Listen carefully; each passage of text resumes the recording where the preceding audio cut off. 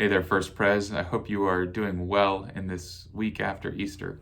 My name is Nick Merchant. I'm one of the associate pastors here, and I'm looking forward to being together for worship again this coming Sunday. A pastor friend of mine asked me this morning if I was feeling the Easter bump or the Easter slump, essentially asking me if I was feeling energized after Easter, or if I was feeling tired. How are you feeling this week? In a number of conversations that I've had with people in the last couple of days, I have sensed that for many, fatigue is beginning to settle in as we forge on together in this new reality. That same friend shared an article with me today about this thing that we are experiencing together. And in it, the author was talking about how so much of normal life and our normal human activity has come to a halt. He termed it the Great Pause. You know, at no other time in our history has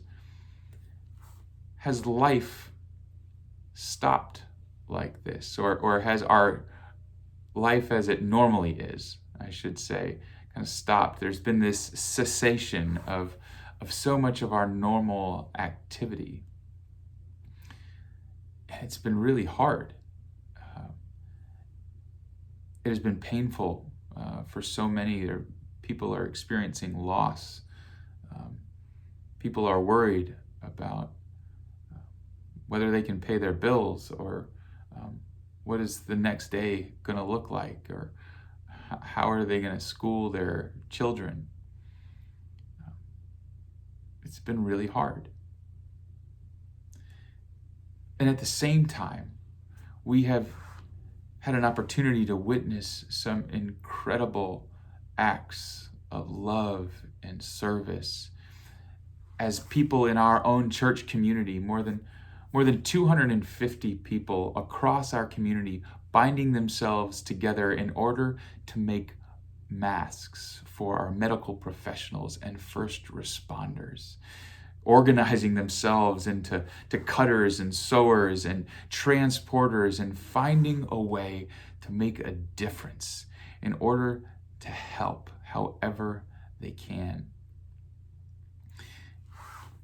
Have you had the opportunity to perhaps be a part of a birthday car parade, or some other creative way to extend love or to celebrate with people that you care about? What did your Easter look like? How did you do that? And talking with another friend this morning, that looked like being on FaceTime with a father who is in another state and watching a sunrise service together.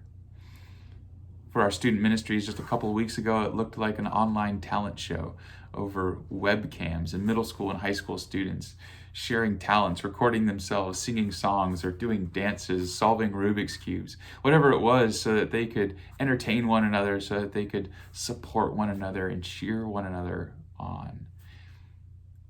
We've also seen these beautiful acts of loving kindness.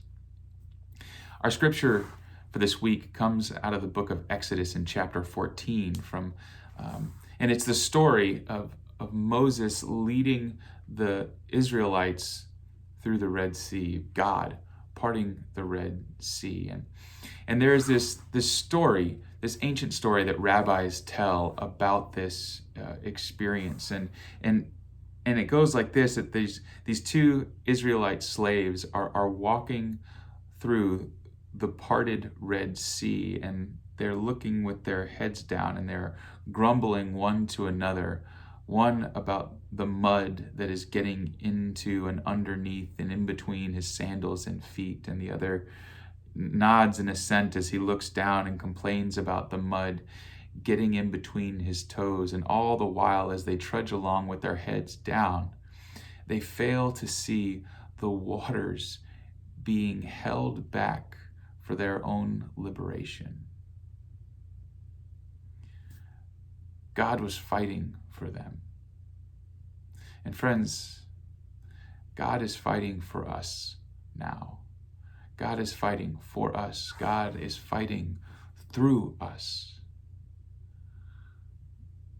We have an opportunity to lift up our eyes and see the waters being held back for our liberation. Friends, I invite you to read that scripture as we prepare for worship together and as we prepare to consider together what it is that God is doing now. I'll see you on Sunday.